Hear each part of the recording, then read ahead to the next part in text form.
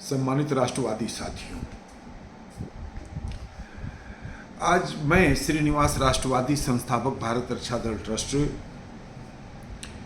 एक ऐसे मुद्दे पर आप लोगों से बात करने जा रहा हूं जो संभवतः स्वतंत्र भारत के इतिहास का एक विशेष अध्याय बनेगा और वह विषय है महाराष्ट्र के सिंधुदुर्ग जिले के मालवाड़ तहसील में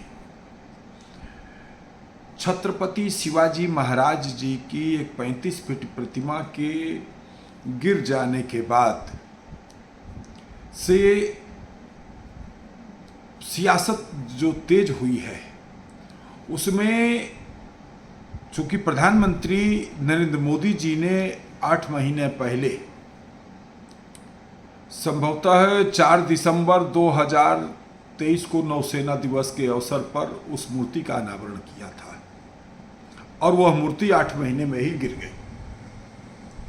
अब इस मुद्दे पर जहां चारों तरफ सियासत शुरू हो गई है, भारतीय जनता पार्टी को और सरकार को इसमें घेरने की कोशिश हो रही है, उसमें प्रधानमंत्री नरेंद्र मोदी जी ने समस्त देशवासियों से छत्रपति शिवाजी महाराज जी की प्रतिमा के गिरने पर माफी मांगी है और इसीलिए मैंने यह बात कहा कि संभवतः देश का एक नया अध्याय यह लिखा जाएगा। देखिए, यही बात तो हम लोग कहते चले आ रहे हैं। अब कांग्रेस के लोग से हम लोग बार बार कहते हैं कि भाई माफी मांग लो देशवासियों से, मानो कि नेहरू जी ने धारा 370 से लगा करके गलत किया था। नेहरू जी के कार्यकाल में हमारे देश का भूभाग घट गया। नेहरू जी के कार्यकाल में तुष्टीकरण की नीतियों की वजह से एक ऐसा वक्फ बोर्ड का कोढ़ बना और अनेक संविधान में ऐसे संशोधन हुए, इस प्रकार से कुछ एक विशेष वर्ग के लोगों को बहुत अधिक आगे बढ़ने के लिए का अवसर दिया गया, जो जिनकी तरक्की कहीं न कहीं भारत के लिए अहितकर है,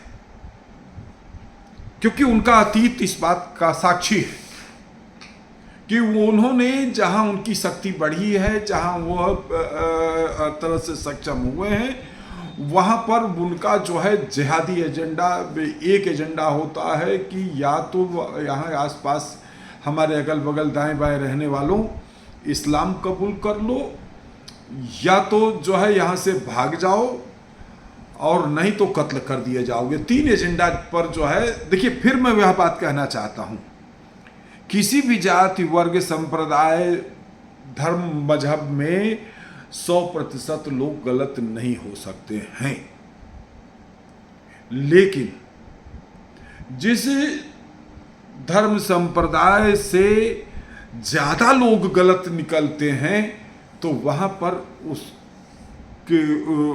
व्यक्ति के ऊपर कम, उस पूरे की पूरी धर्म और संस्था और पर आरोप लगते हैं। जैसे कांग्रेस के ऊपर आरोप क्यों लगता है ज्यादा? भ्रष्टाचार की जननी कांग्रेस, जिसके कार्यकाल में मनमोहन सिंह जी के कार्यकाल में तो भ्रष्टाचार की पराकाष्ठा हो गई थी, मतलब कि चरम पे था। तुम भी लूटो, हम भी लूटे, आओ हम सब मिलकर लूटे, लूटम लूट मचाए रहे। वो कहा गया कि चोर पुलिस में साठम गाठम खूब मची है, लूटम पाटम भज गोविंदम भज गोपादम। कांग्रेस का शासनकाल भ्रष्टाचार का शासनकाल था। लेकिन फिर मैं यह बात कह दूं, क्या कांग्रेस में जितने लोग हैं सबके सब भ्रष्ट हैं? नहीं, ऐसा नहीं हो सकता। किसी भी पार्टी में, किसी भी संस्था में सब नहीं गलत हो सकते हैं, हो ही नहीं सकता है। हम किसी भी रूप में यह मानने को तैयार नहीं है और यह बात मैं किसी को खुश करने के लिए नहीं बोल रहा हूं, यही सच्चाई है। लेकिन पूरा का पूरा कांग्रेस के ऊपर भ्रष्टाचार का आरोप लगा। क्यों? क्योंकि ज्यादा भ्रष्टाचार हुआ। जो जाता जातीयता करता है, जो ज्यादा इस प्रकार का वो करता है, उस पर आरोप लगता है। तो नेहरू जी के ऊपर, इंदिरा जी के ऊपर, राजीव जी के ऊपर, मनमोहन सिंह जी के ऊपर बड़े और गंभीर आरोप लगे, लेकिन उन आरोपों के लिए कभी भी कांग्रेस ने माफी नहीं मांगी कि नहीं हम। राहुल गांधी जी आज बहुत जातिवाद की बात कर रहे हैं, आज राहुल गांधी जी इस प्रकार की बात कर रहे हैं। अब वो तो सभी को पता है कि इस व्यक्ति का एक एजेंडा है, आपको कुछ देना होना इस व्यक्ति का एजेंडा नहीं है। इस व्यक्ति का एजेंडा है गृह युद्ध कराना। मैं फिर कह रहा हूं, इस व्यक्ति का एजेंडा है एक वर्ग विशेष को पूरी तरह से जो है वो करो, आंदोलनरत करो और सनातन धर्म के लोगों में फूट पैदा करके एक बड़ा वर्ग को तोड़ लो।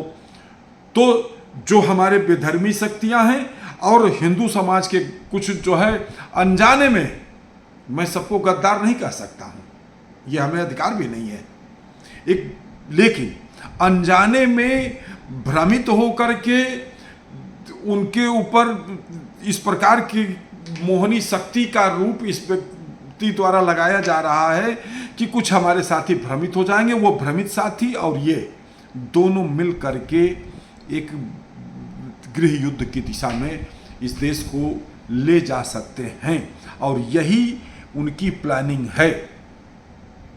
तो वो माफी कैसे मांग सकते हैं? लेकिन प्रधानमंत्री जी ने छत्रपति शिवाजी महाराज की मूर्ति गिरी, जिसका उन्होंने उद्घाटन किया और उन्होंने उनके चरणों में शीश नवाकर पूरे देश से माफी मांगकर एक ऐसा ऐतिहासिक इतिहास रचा है जो स्वतंत्र भारत के इतिहास में स्वर्णाक्षरों से लिखा जाएगा।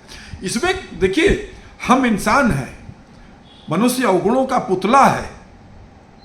हम एक दायित्व के ऊपर काम करते हुए या परिवार के संचालन में या सामाजिक व्यवस्था में, हाँ हमसे गलती हो सकती है, ऐसा नहीं कि हमसे गलती नहीं हो सकती है। अगर हमसे गलती हुई है तो सहजता से इसको स्वीकार करें, भाई ये हमसे गलती हो गई है, हम इसको मानते हैं। अब प्रधानमंत्री जी को उसमें जो है मसाला थोड़े बना करके जो है लगाए थे। अब वो ठेकेदार है और जो इंजीनियर है और जिसने ठेका लिया है, जिसने बनाया है, उसको अरेस्ट करो, इसको तुरंत जो है सख्त कार्रवाई करिए। लेकिन ये है एक सभ्यता कि नहीं, मैं जिम्मेदारी लेता हूँ, छत्रपति शिवाजी महाराज जी की मूर्ति प्रतिमा गिरी है, उसकी मैं जिम्मेदारी लेता हूँ और मैं माफी मांगता हूँ। ये है गौरव की बात। लेकिन बताइए, कांग्रेस ने कभी भी किसी भी मुद्दे पर, चाहे वो इमरजेंसी का ही मुद्दा हो, चाहे और भी तमाम जो है, अब हम कांग्रेस के पाप कितने कितने गिनाए जो है, उसके लिए कभी माफ़ी मांगा? आज वह उनका गठबंधन होने जा रहा, नेशनल कॉन्फ्रेंस, अब्दुल्ला जी की पार्टी कह रही है कि मैं सत्ता में आऊँगा तो 370 को फिर से बहाल करूँगा। बताइए, 370 क्या राष्ट्र हित में है? और कांग्रेस से उनका गठबंधन है। तो कांग्रेस जो है का एक एजेंडा है, वामपंथियों से मिलो, मुस्लिम लीग से मिलो, देश के तोड़क शक्तियों से मिलो, अलगाववादियों से मिलो और सबको मिला जुला करके किसी भी तरीके से सत्ता पे काबिज हो। और जब सत्ता पे काबिज हो तो एक बहुत बड़ा कत्लेआम ये व्यक्ति करवाएगा। ध्यान रखिएगा, जो है आप लोग जो है अभी कलकत्ता की भी घटना पर सब चुप हैं।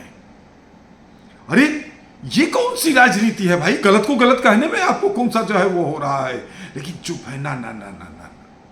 और वो भी ममता जी भी क्या कह रही हैं कि अगर राष्ट्रपति शासन लगा तो मैं आग लगवा दूंगी पूरे देश में।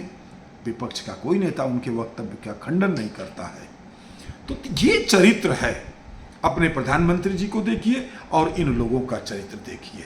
मैंने यह अपना संबोधन इसीलिए जो है आप सब देशवासियों के समक्ष रखा है कि पहचानिए कौन है वास्तव में राष्ट्र का हित चिंतक, कौन है वास्तव में राष्ट्र के प्रगति और के विकास के रास्ते पे ले जाना चाहता है, और कौन ऐसे लोग हैं जिनके शासनकाल में आप घर से निकलने में डरोगे, जिनके शासनकाल में चौराहे पर आपके साथ अभद्रता, मारपीट हो सकता है, सरेआम कत्ल हो सकता है और कुछ भी कार्रवाई नहीं हो सकती है। इस प्रकार की घटनाएं अतीत में याद कर लीजिए।